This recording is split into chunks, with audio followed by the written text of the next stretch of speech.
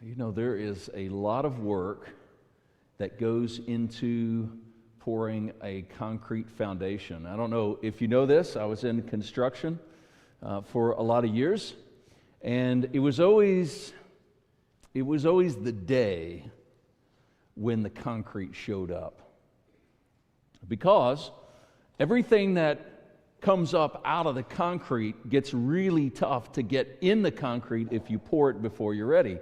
You're committed to the eventual building once you get that foundation in place. You know what I think? There's some analogy to life here. It's hard for us to change because most of us have things about where we think we can manage them. They're not perfect, they're not right, but they're about where we think we can manage them. Now, sometimes despair comes along. Bad things show up. And it's really tough, even in light of that despair, for us to change. You know why? Because life is settled. You know why it's easy for young people to change? They're still in the dirt. They don't have the concrete poured yet. But once you have a family, once you have kids, once you have your financial situation, that's like the concrete being poured. All of a sudden, the foundations of life are already there, and you just have to do your best and deal with it the best that you can.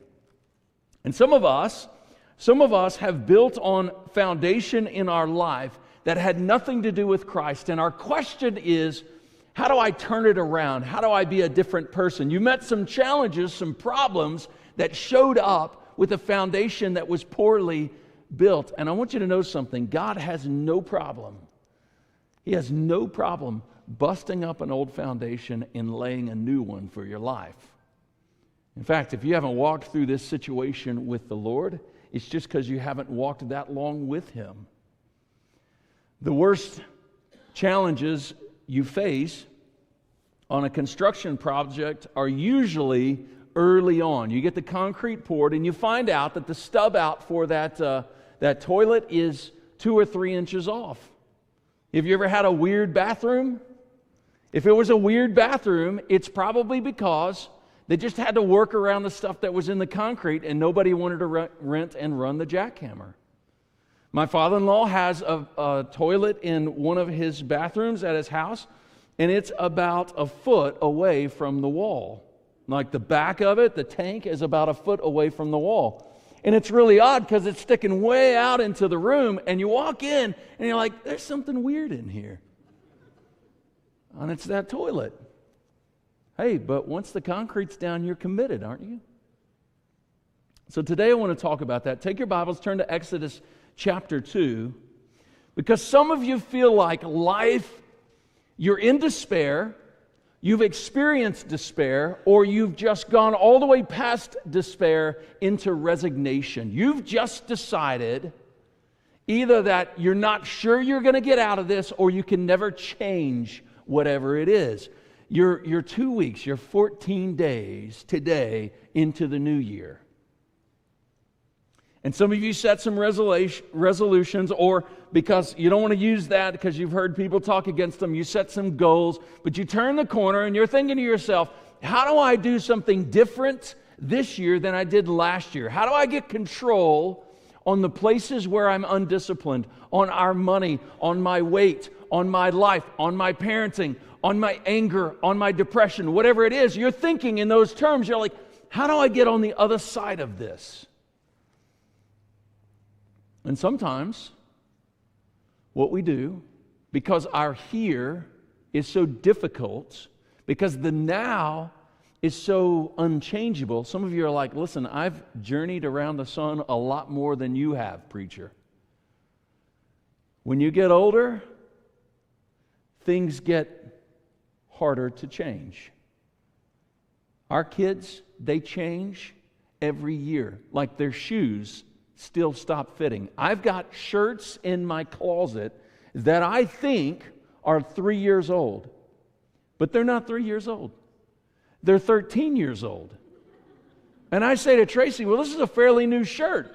She's like, no, Kevin, look back at pictures. You were wearing that when our children were kids instead of young adults. That shirt's been around a long time. For me, it still fits. That happened when you were 10? That doesn't happen when you're 10. You know why kids have new shoes?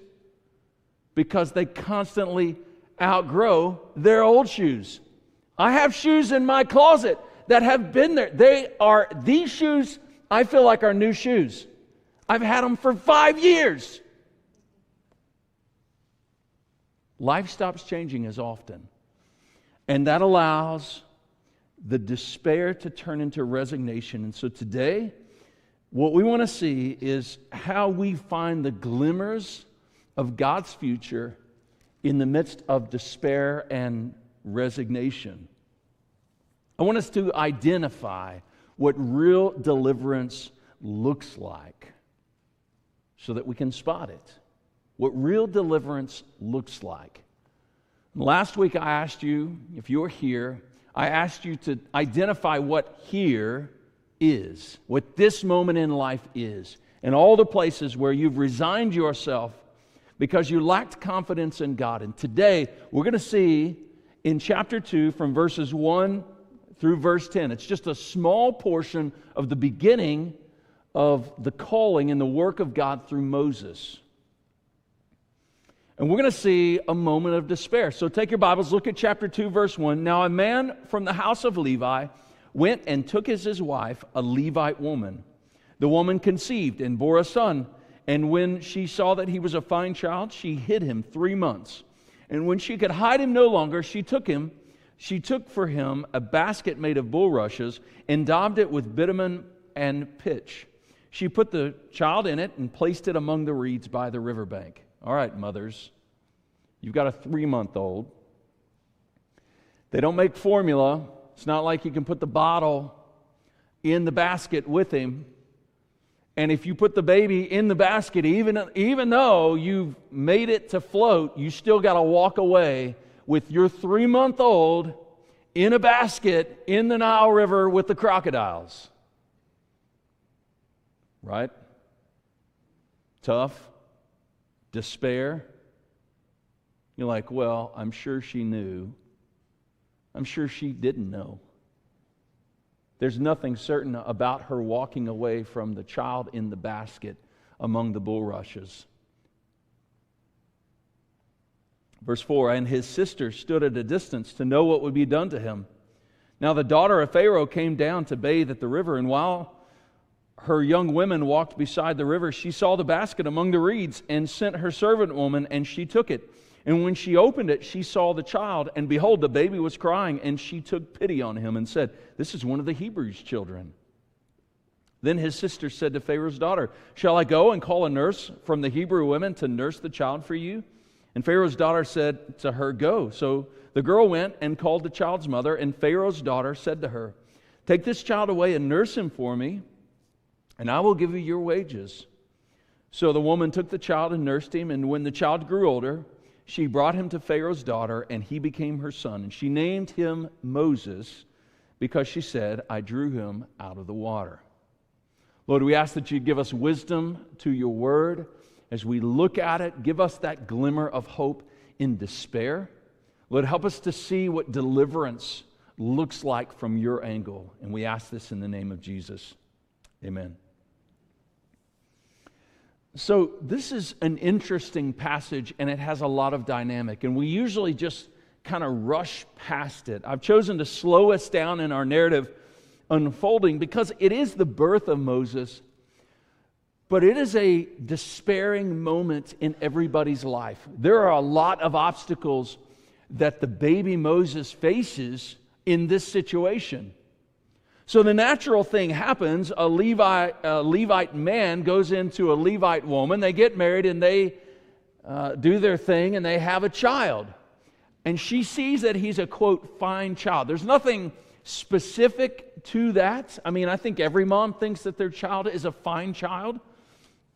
I got to tell you, I've seen a lot of newborn babies. They're not all fine, but most are fine children to their mother.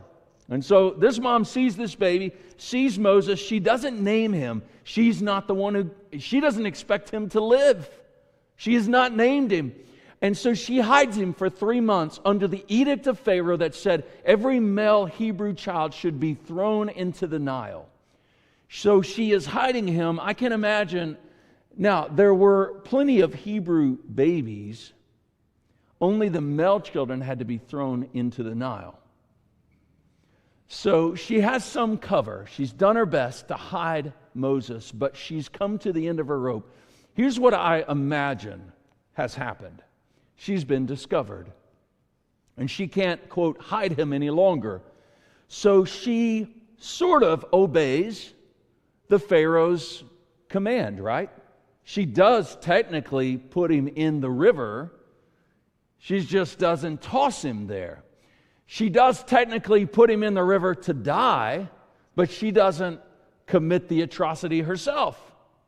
She places him among the bulrushes, and little sister is stationed behind. And so she just, Miriam, we don't know her name yet, but we'll know her name later. She stays behind and she watches as Moses' basket just stays right there. Was she engineering the situation to come across Pharaoh's daughter? That's unlikely, because the Egyptians were the ones commanded, including Pharaoh's daughter, commanded to kill every male Hebrew baby. So for an Egyptian to find the child is almost certain death for the baby. Now, I've included on the back of your handout, if you got it, a little bit of a timeline, because there are a lot of different timelines that are put out here, but I'm giving you my assessment of the data. And I put Pharaoh's daughter's age at about 7 to 10 years old. She's a young girl at this point. She's down by the river doing her daily thing and bathing, and she finds the child. Now, it's pretty precocious.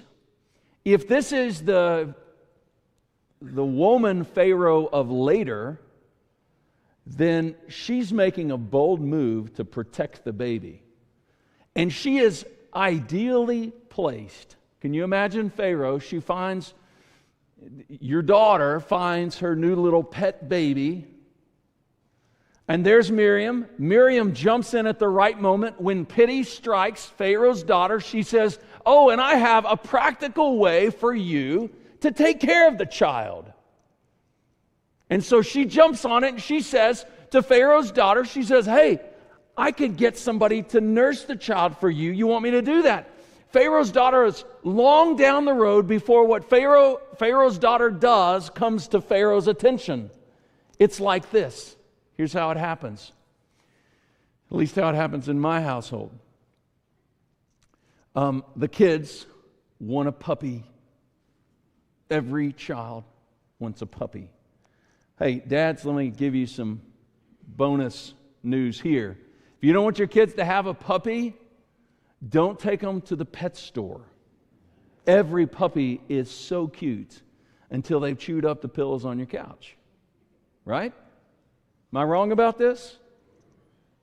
And then they're demon spawns. You just didn't know that at first. And they're really cute, and your kids are just going to love them. And then as a dad, it comes to you. See, your wife has engineered this thing. The kids end up with a puppy, and the puppy does all kinds of things that your wife doesn't like, but then you're up against it. It comes to you. You're like, "Oh, Dad, I know this puppy's a big pain and chews up everything and pretty much hates us all the time, but we don't want to get rid of him. Can we keep him? What are you going to do, dads?" I'll tell you what you're going to do. Same thing you did. That's why you got that dog.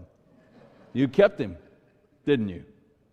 Because what are you going to do? You're going to be like, "No, we're going to throw that dog in the Nile right now. We're going to go out and do it." You would have done it if the kids were not there and wouldn't find out, but they won't allow you. Okay, I imagine a situation that's something like that. Nobody knows anything about who this child, this boy child, is or will become. He's just said to be a fine child. We look at this story and we realize that it will be now 40 years between verse 10 and verse 11. Moses will then flee and live in Midian for 40 more years. 80 years from this point to the beginning of the Exodus narrative. 80 years. Here's the point. Deliverance develops at the pace of human development. When you're 5 years old, it takes you forever to get to be 7 years old. When you're 35 years old, it takes you no time to get to be 45 years old. But when we're talking about deliverance and the way God works, God's timeline is different than ours. Maybe think about it with this analogy. What's the difference between burning fat in a workout and running out of fuel? Well, burning fat, you never burn it all off at a time. Wouldn't that be great? You could just burn down your fat reserve if you did enough work. Well, the body has a little fun for us on this. The body doesn't really begin to start processing and burning fat material until 12 to 16 hours in. And once you get 12 to 16 hours in, then the body turns its attention to fat and really begins to burn fat. That means you could do a lot of workouts without touching all the places you really want to get rid of. That is a cruel, cruel reality. Now, on the other hand, if you run out of fuel, you could go full speed, but once you run out of fuel, you're out, right? Even people who run marathons, those crazy people, I know we got some of those crazy people in here, they may be, quote, dying at the end of the marathon, but they're not actually dead. They may be out of gas. They may just clamber across the finish line and kind of crawl and put a hand across the finish line, but they're not dead, right? They really, just give them a second. They'll be back up, celebrating that they finished. They'll go home. They'll sit on the couch. They'll watch some TV. Later, they'll be back up on their feet. They're not really out of gas. But if you run out of gas, you're out of gas. And what do you need? You need more gas. You can run 100 miles an hour, but when you're out of gas, you're going to go 0 miles an hour, right? Most of us think deliverance happens like God put some fuel in this tank, and I'll run as fast as I can, and when I'm out, you fill it back up. It doesn't happen that way. It happens because what God is doing is developing people, not just delivering nations. God is developing you, and your deliverance will roll along, rock along, slumber along sometimes at the pace of your development. Now, this is a God-driven development, but it's super frustrating because we say to ourselves, God, I need financial deliverance. Can I just win the lotto? Right? Put fuel in the tank. Wouldn't that be easiest? I'd be responsible and faithful with it. But God doesn't work in that manner. Most of the time, God takes you through a life cycle. And over that course of the life cycle, He changes who you are, how you spend, how you function, your disciplines, and those features, and your deliverance is tied to the way you are developing. And that's super frustrating. And that's why we feel some of this despair. You have Israel who is in trouble. They're enslaved now. They're under a genocidal order now. And nobody in this story would have thought to themselves that God was present. His pace is too slow. Can't God just do the miracles right now? Why can't He just save Moses or knock off the Pharaoh or something right now? That's what everybody maybe is thinking. And so you have just this glimmer of hope because something unusual happens. It starts with the fact that this is a fine child. That's our first indicator from the text in verse 2. And it rolls out because somehow Moses squeaks past the net of death in his earliest of days. In fact, not only does he slip past the net of death that would have captured most young Hebrew boys, but he actually finds himself in Pharaoh's household. And it tells us, probably at some point when he was 5 or 6, that Pharaoh's daughter actually adopts him. He becomes legally her son, and she names him Moses. We'll talk about the name here in a little bit because the text does. One of the reasons we miss deliverance is because deliverance really arrives with human change. Some of you, you're thinking, I need deliverance from my financial situation. And the question then, what you're looking for is your own transformation. What you're asking for is maybe better discipline, a job that's more fitting, the energy to follow through, the discipline or the mentorship that comes from somebody else helping you. All of these features. Listen, why do you go to your pastor and talk to him about the situation in life? Because he can fix it for you? Listen, no pastor I know has ever been able to say, okay, you're done, you're healed, it's done, go on. You're no longer addicted to alcohol, you're no longer depressed, we don't get those skills. So what you come for is coaching and mentorship and focus in life. And this is how God brings deliverance, with human change. We often miss deliverance, not because it doesn't exist, but because we're impatient. We want it done yesterday, put some fuel in the tank. We miss deliverance because we're not often inspired or in awe of miracles like this. In fact, of all the miracles that will happen and all the demonstrations of God's power that will occur in our passage and the coming weeks in Exodus, this is perhaps the most significant and the least awe-inspiring.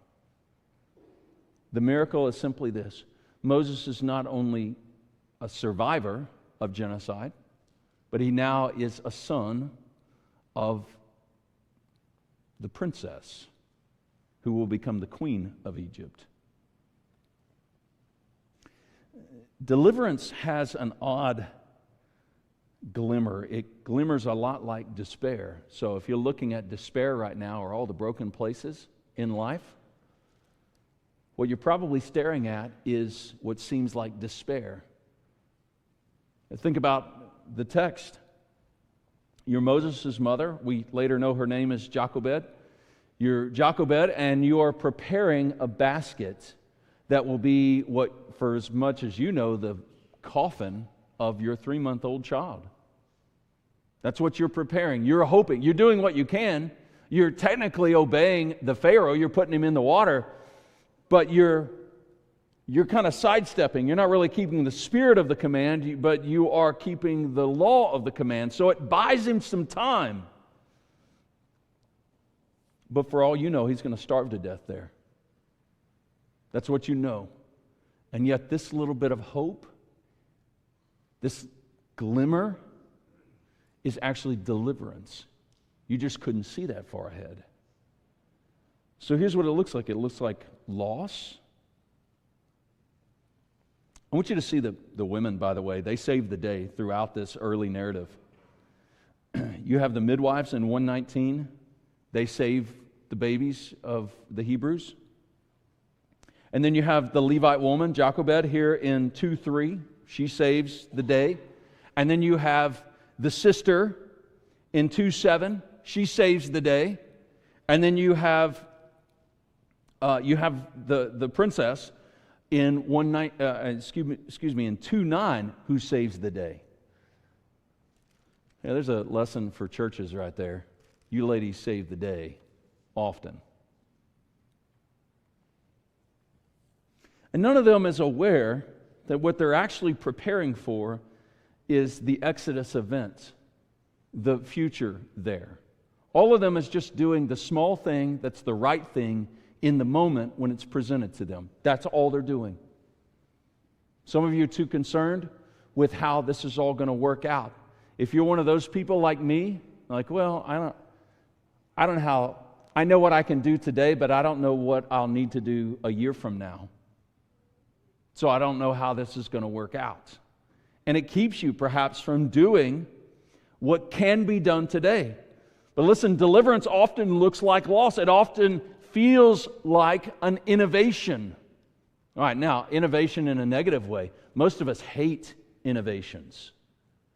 We really do. Now, some of you are like, no, I love new things. I'm not talking about new things. I'm talking about innovations, things that change us. Things that are high risk and uncertain. Most of us hate high risk uncertainty. Think about where you put your money. Are you like, okay, I want to ask you something real quick. Is this a high risk opportunity? Because if it's a high risk with a low return, I'm in. You don't ask that. You want low risk with high return, right? We don't usually walk into high risk situations. And here we have something of an innovation. They're just figuring it out. Moses' mom is like, well, I can't throw him. He's a fine child. I can't throw him into the river, so I'm going to make a boat for him. Maybe he'll survive.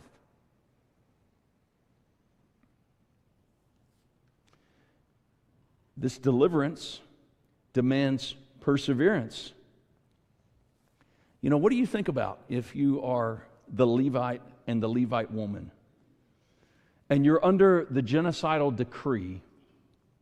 Do you still have children? I mean, you got a 49.8% chance that it's going to be a girl. So you get to keep the girl. What are you going to do with the other percentage, higher percentage, that it's going to be a boy? Am I going to birth this child in order to have to throw him into the river? And so you take the step. You do the right thing. You have the child anyway. Listen, starting a good thing is right, even if you cannot finish a good thing. And for all they know, they can't finish this good thing. It's right for you to invest in the good, right thing now, even if you don't know if it's sustainable in the long run. Deliverance looks like the right thing in front of you right now, doing that one thing. You're like, look, I don't know how to, we've never kept a budget before, so I don't know. Listen, it's still the right thing to start managing your money well. You're like, we're so in debt, we're never going to get there. It's still right to begin paying down and activating a plan. You may be in despair about any of these things. You're like, I'm never going to get a good job. It's never going to be good. I don't know how it's going to work.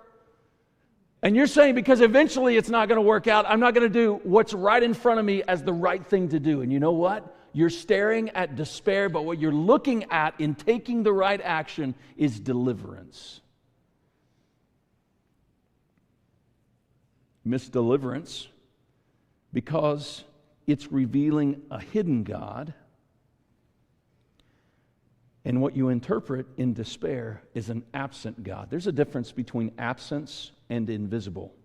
Children believe in invisible monsters, but not absent monsters. That's the issue, right? The absent monster would be great. I don't have to be afraid. But the invisible monster is here. I just can't see it.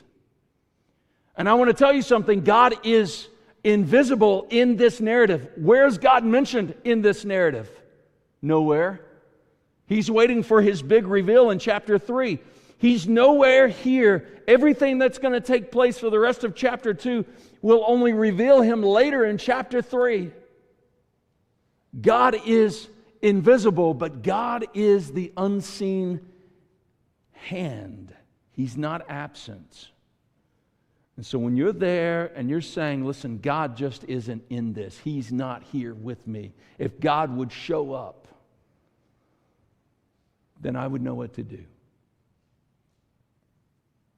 I want to tell you something, believer. God is never absent from you. He will make himself hard to discern at times, but he's never absent from you. He hears you.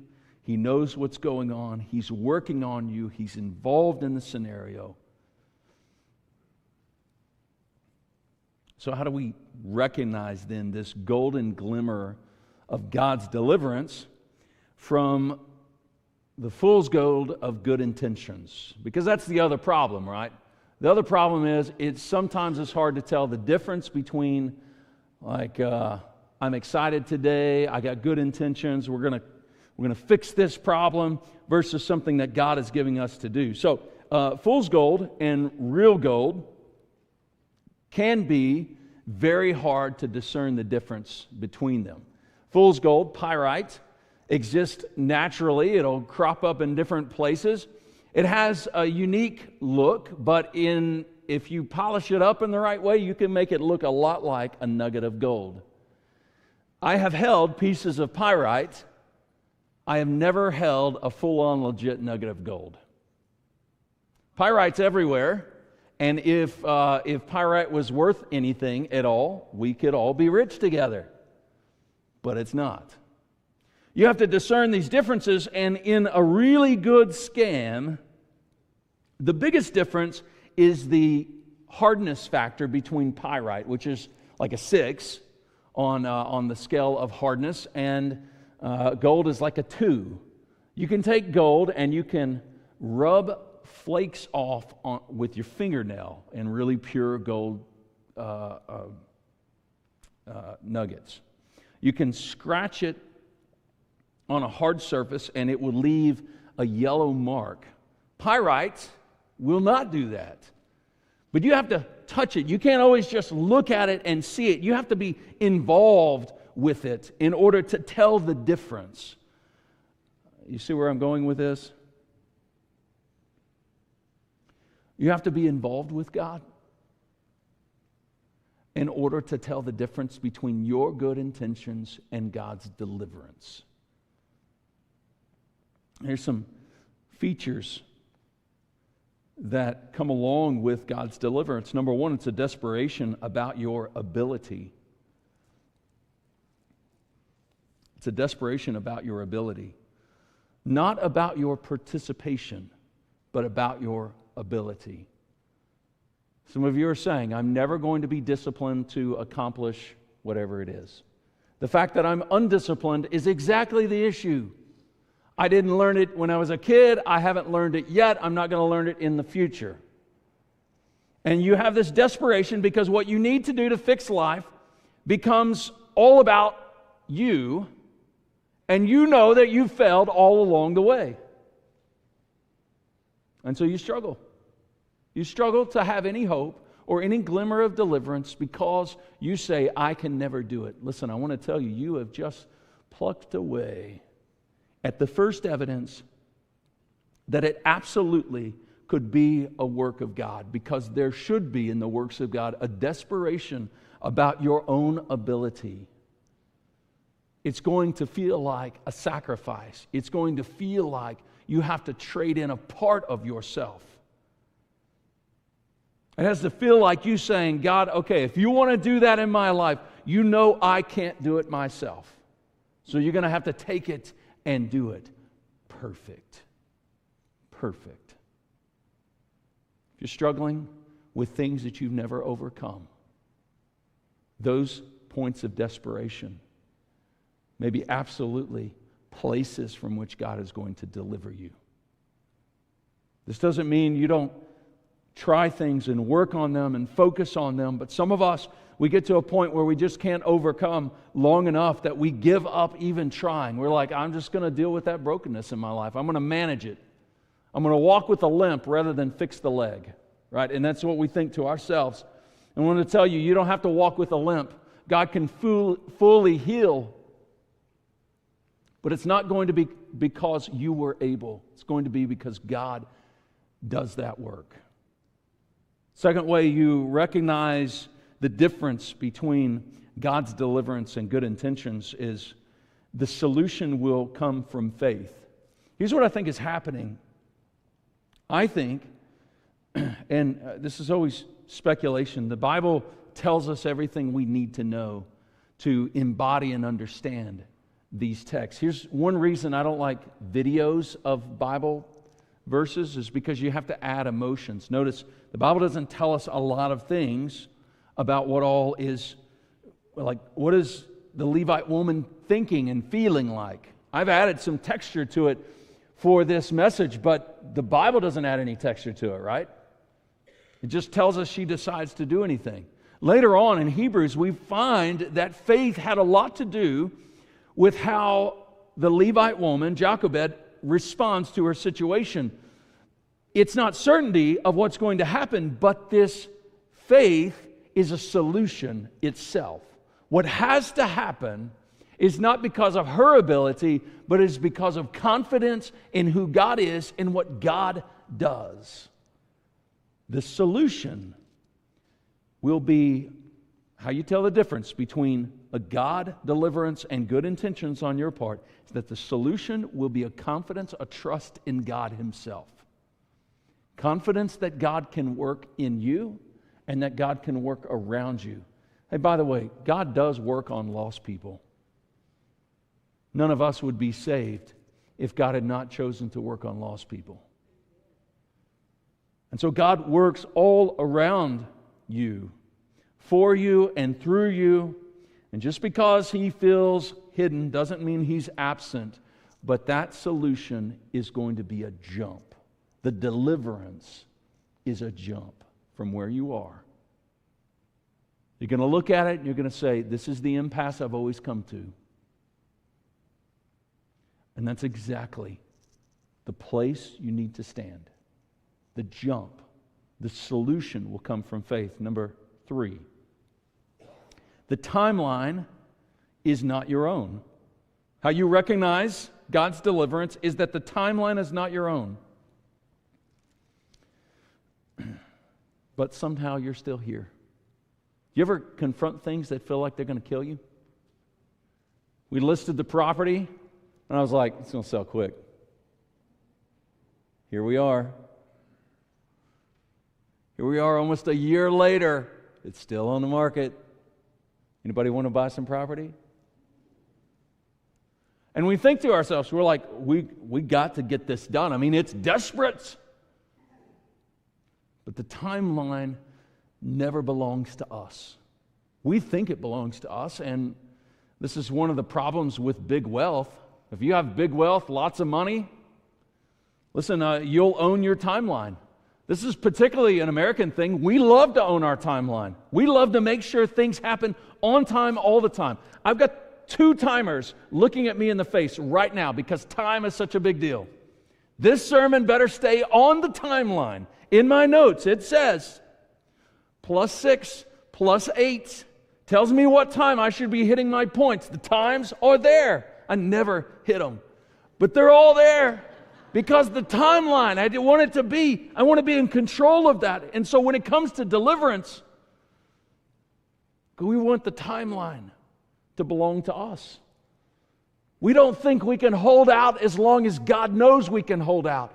We don't think there's any value in holding out and waiting for God's deliverance. We think if God would get on our page, then there would be great value. And what God's saying is, no, I'm not just interested in getting you to a new circumstance. I'm also interested in getting you to a new character. And the timeline is a part of what God is doing in deliverance. And I got to say that deliverance is a direction you would never follow otherwise. See, despair brings us to a crossroads in our life.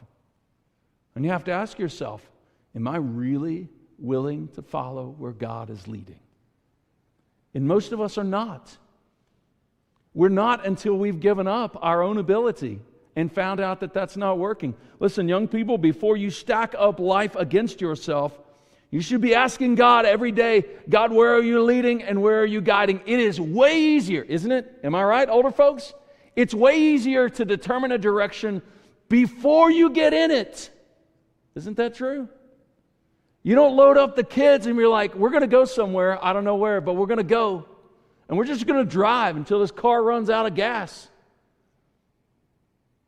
You don't do that. If you do that, you got some psych problems we need to talk about. Right? Something bad's going on in your life. And yet what God says is, listen, load up the family. Men, load up the family. We're going somewhere. You're like, where are we going? And I think God's response is typically, You wouldn't understand it if I told you. You wouldn't comprehend the complexity of it if I told you. So load up and trust me. If I got a friend that shows up at my house and they're like, Kevin, get in the car. We're going somewhere. Where are we going? Just trust me. You're going to like it. I'm going to like it. Yeah, you're going to like it. Just get in the car. Let's go. How long are we going to be gone? Don't worry about it. Just get in the car. Are you armed? Should I be armed? What are we doing? You know what? I'm not that guy that gets in the car. So guys, if you show up at my house and you won't tell me anything, and I'm married to a woman that won't let me get in that car.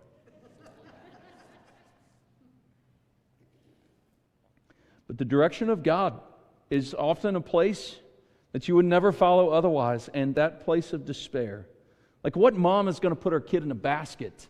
Be like, well, maybe he'll survive. No mom. No mom's doing that. What mom is going to anticipate? One, that she'll get that baby back, and that she'll get paid to nurse that baby. Rock and roll. That's a great gig. If you can get it, that's a great gig. What mom under a genocidal order would think that her child was going to become adopted by Pharaoh's daughter, by the princess, and raised in the royal household? Not only saved, but amplified and exalted. And yet all of these things occur while God is just quiet as can be, seems to be absent, but is the unseen hand, the invisible hand guiding everything. It even gets this detailed, and then we wrap this.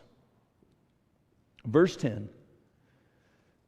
Moses, like I said, probably 5 or 6, comes back into Pharaoh's house. Pharaoh's daughter adopts him, a legal function she probably couldn't activate by herself. So she gets her dad to sign off, and she names him an interesting name, Moses. It's a Hebrew name, but it's given in the Egyptian pronunciation, and the Egyptian pronunciation of the name is, I drew him out of the water. The Hebrew sound of the name is the one who draws out of the water.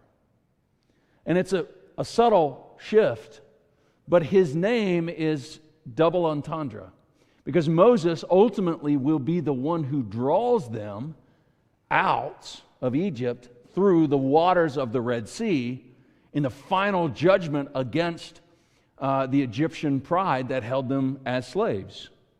But in this case, she's naming him Moses. So you see, God is working in this lost lady and this girl, and she even gives him a name that will be fitting for his calling. This is God working. And folks, if you're in a place of despair or in a place of resignation, you should give some real thought to what it means about what God is doing. See, some of us are wrestling to find the plan of God. We're wrestling to find the plan of God because we have disagreed with Him in what He might do with us. We've said, I've got my own plans, and I want God to add on to my plans. And what God is doing is saying, I have plans, you got to be full in. And so we meet ourselves in a place of despair because God is working on us. And we say, no, I can't. I'm not enough. I've got this life. I can't make those changes. It's too hard for me. And so we resign ourselves to brokenness.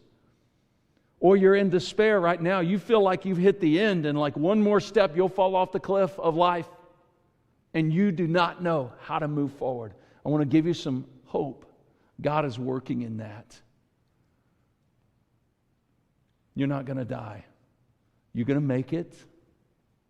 And if you will use the moment to leverage your attention toward Christ, then today might be a great day to renounce your despair. Despair is an enemy.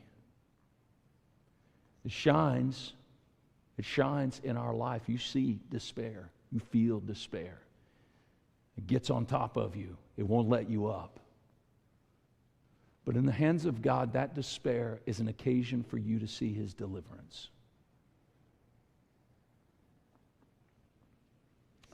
I'm going to invite you to stand with me, and the team's going to come back.